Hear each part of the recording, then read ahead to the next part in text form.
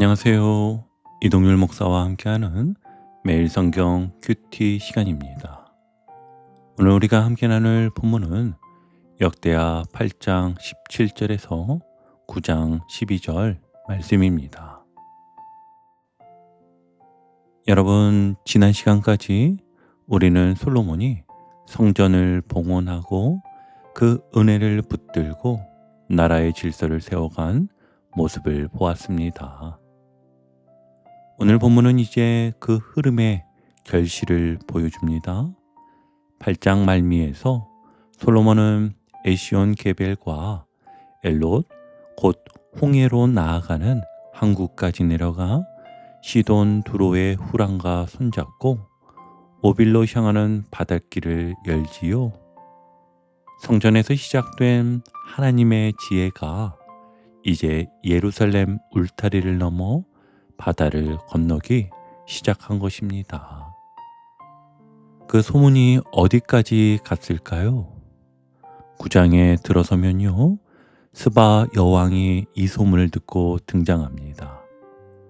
고대 전승에 따르면 스바는 오늘날 아라비아 남부, 예멘 일대 혹은 에티오피아에 걸친 향료 교역의 중심지였다고 합니다.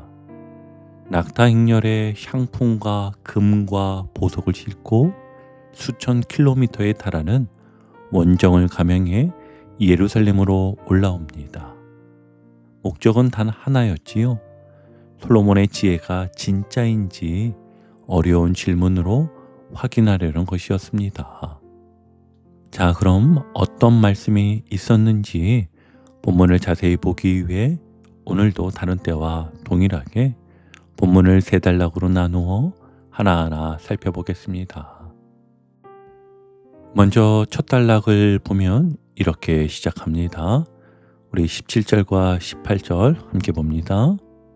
그때 솔로몬이 에돔 땅의 바닷가 에시온 게벨과 엘롯에 이르렀더니 후람이 그의 신복들에게 부탁하여 배와 바닷길을 아는 종들을 보내매 그들이 솔로몬의 종들과 함께 오빌에 이르러 거기서 금 450달란트를 얻어 솔로몬 왕에게로 가져왔더라. 아멘. 여기 등장하는 에시온 게벨과 엘롯은 이스라엘 남쪽 끝 에돔 땅의 홍해 연안 항구입니다. 그곳에서 솔로몬은 두로왕 후람의 숙련된 뱃사람들과 손을 잡고 홍해를 통한 무역길을 열었던 것이지요.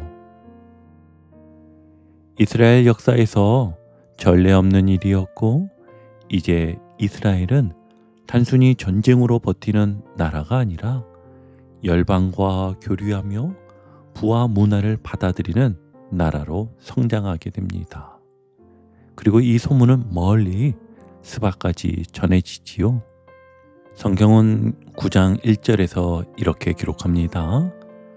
스바 여왕이 솔로몬의 명성을 듣고 와서 어려운 질문으로 솔로몬을 시험하고자 하여 예루살렘에 이르니 매우 많은 시종들을 거느리고 향품과 많은 금과 보석을 낙타에 실었더라.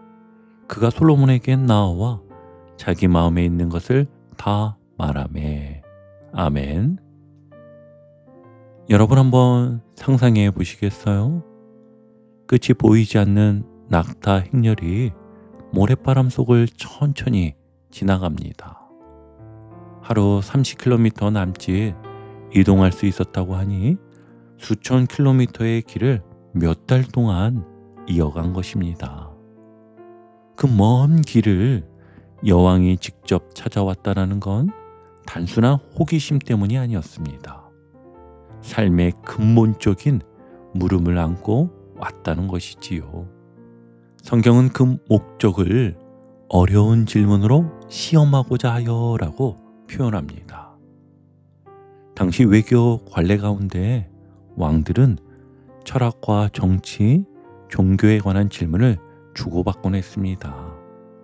스바 여왕도 단순한 퀴즈가 아니라 인생과 통치, 신앙의 본질에 관한 깊은 질문을 솔로몬 앞에 쏟아놓은 것이겠지요. 그리고 결과는 이렇습니다. 2절을 보니 솔로몬이 그가 묻는 말에 다 대답하였으니 솔로몬이 몰라서 대답하지 못한 것이 없었더라. 아멘. 솔로몬의 지혜는요, 단순히 머리에서 나온 지식이 아니었지요. 하나님께서 주신 지혜였기에 인생과 신앙, 나라 다스림에 관한 물음에 막힘없이 대답할 수 있었습니다. 여러분, 이 장면이 우리에게 무엇을 보여줄까요? 지혜는요, 경계를 넘어 흘러가고 결국 사람들의 마음속에 질문을 불러낸다는 것입니다. 성전에서 드러난 하나님의 임재가 이제 솔로몬의 삶과 나라를 통해 열방의 귀와 발을 움직이고 있습니다. 우리도 살다 보면 이런 질문을 받을 때가 있지 않습니까? 왜 그렇게 힘든데도 마음이 평안하세요? 가정이 어떻게 그렇게 화목할 수 있지요? 교회 사람들은 왜 서로 도우며 살아가나요? 여러분, 바로 그 순간이 하나님이 주신 지혜가 복음의 문을 여는 순간인 것입니다. 우리 이제 첫 단락의 실천 사항을 나누어 보면요. 여러분, 스바 여왕은 수천 킬로미터의 먼 길을 달려와서 자기 마음속 깊은 질문을 솔로몬 앞에 쏟아놓았습니다. 이에 대해 성경은 분명히 말하지요. 솔로몬이 그 모든 질문에 대답할 수 있었던 것은 하나님께서 그에게 주신 지혜 때문이었음을요. 그렇다면 우리도 여기서 배울 점이 있습니다. 우리 인생에도 풀리지 않는 질문들이 참 많지 않습니까? 나는 왜 살아야 하지? 우리 가정은 어떻게 회복될 수 있을까? 앞으로 어떤 길을 가야 하지? 이런 질문들을 억누르지 말고 말씀 앞에 기도 가운데 꺼내 놓아야 합니다. 직장에서 어려운 결정을 앞두셨습니까? 혼자 고민만 하지 마시고 말씀 속에서 답을 찾으십시오. 가정의 갈등으로 답답하십니까? 예배 자리에 그 문제를 내려놓으십시오. 장래와 진로를 두고 혼란스러우십니까? 하나님께 솔직하게 질문을 올려드리십시오. 스바 여왕이 솔로몬을 찾아간 것처럼 우리도 예수님께 나아가야 합니다. 성경은 말하지요. 그리스도는 하나님의 능력이요 하나님의 지혜이시니. 아멘. 결국 모든 문제의 해답은요 예수님께 있습니다. 여러분 꼭 기억하시길 바랍니다. 지혜는 질문에서 시작됩니다. 질문을 억누르지 말고 하나님 앞에 가져가십시오. 그때 하나님이 주시는 지혜가 우리의 마음을 밝히고 길을 열어 주실 것입니다. 계속 이어서 두 번째 단락을 보시면 스바 여왕이 예루살렘에 도착해서 직접 눈으로 보고 귀로 듣습니다. 그때 무엇을 본 걸까요? 성경은 아주 구체적으로 기록합니다. 우리 3절과 4절을 함께 보시면 스바 여왕이 솔로몬의 지혜와 그가 건축한 궁과 그의 상의 음식물과 그의 신하들의 좌석과 그의 신하들이 도열한 것과 그들의 공복과 술관원들과 그들의 공복과 여호와의 전에 올라가는 층계를 보고 정신이 황홀하여. 아멘. 여러분, 여기서 정신이 황홀하였다라는 말은 단순히 놀랐다는 정도가 아닙니다. 원어 표현을 한번 살려보면 마치 숨이 멎을 만큼 숨이 턱하고 막힐 정도로 압도되었다라는 뜻으로 그만큼 여왕이 보고 들은 것이 충격적이고 감동적이었다는 것이지요. 이 마음을 6절처럼 고백합니다. 내가 그 말들을 믿지 아니하였더니 이제 와서 본즉 당신의 지혜가 크다 한 말이 그 절반도 못 되니 당신은 내가 들은 소문보다 더하도다. 아멘. 즉 들은 소문보다도 실제가 훨씬 더 크고 놀랍다는 것이었습니다. 여러분, 여기서요 아주 중요한 전환이 이제 일어납니다. 스바 여왕의 시선이 사람에게서 이제 하나님께 옮겨갑니다. 그래서 그녀는 먼저 이렇게 말하지요. 7절입니다. 복되도다 당신의 사람들이여, 복되도다 당신의 신하들이여, 항상 당신 앞에 서서 당신의 지혜를 들음이로다. 아멘. 솔로몬 곁에서 늘 그의 지혜를 듣는 백성은 참으로 복되다고 고백합니다. 그런데 거기서 멈추지 않았습니다. 이제는 하나님을 이렇게 찬양하지요. 8절입니다. 당신의 하나님 여호와를 송축할지로다. 하나님이 당신을 세워 정의와 공의를 행하게 하셨도다. 아멘. 여러분, 이 부분은 생각할수록 너무 놀랍지 않습니까? 이방 여왕의 입술에서 여호와를 향한 찬양이 흘러나왔습니다. 어떻게 이렇게 이방 여왕의 입술에서 하나님을 향한 찬양이 나올 수 있었을까요? 이유가 있었겠지요? 제 생각엔 그 이유가요, 솔로몬의 지혜가 단순한 말이 아니라 정의와 공의라는 공적 열매로 드러났기 때문이었을 겁니다. 그 열매가 여왕의 마음을 움직였고 마침내 하나님께 영광을 돌리게 만든 것이지요. 그래서 이 장면은요, 우리에게 분명하게 보여줍니다. 하나님이 주신 지혜가 만들어낸 보이는 질서와 예배의 아름다움은 사람들의 마음을 열고 하나님을 찬양하게 만드는 복음 전도의 힘이 된다는 사실입니다. 우리 다시 한번요. 하나님이 주신 지혜가 만들어낸 보이는 질서와 예배의 아름다움은 사람들의 마음을 열고 하나님을 찬양하게 만드는 복음 전도의 힘이 된다는 사실입니다. 여러분, 스바 여왕이 감동한 것은 말이 아니라 눈으로 보이는 질서와 아름다움이었습니다. 우리 삶에서도 작은 질서가 복음을 드러낼 수 있어야 합니다. 그러기에 우리 가정에서는 가정 예배를 드리는 형식과 질서를 세워보시길 바랍니다. 또 직장과 사업장에서는 정직과 공의의 원칙을 세워 지켜나가시길 바랍니다. 교회에서는 예배드림의 시간에 쫓겨 자리에 앉고 허둥지둥 이것저것 찾으며 산만한 모습이 아니라 정해진 질서를 지키며 예배에 정돈된 모습으로 하나님을 찬양하고 기도하며 말씀을 들으시길 바랍니다. 여러분, 꼭 기억하시길 바랍니다. 지혜는 말로만 끝나지 않습니다. 질서로 보이고 아름다움으로 들리며 공의로 느껴지는 것입니다. 오늘 내 삶의 한 칸의 질서를 세워보시길 바랍니다. 그 한 칸이 누군가에게는 하나님을 찬양하게 하는 놀라운 기회가 될 줄 믿습니다.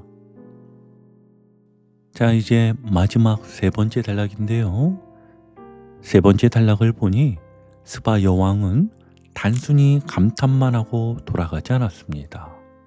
그녀는 마음을 움직여 귀한 선물을 솔로몬에게 드렸습니다. 성경은 9절에 이렇게 기록합니다.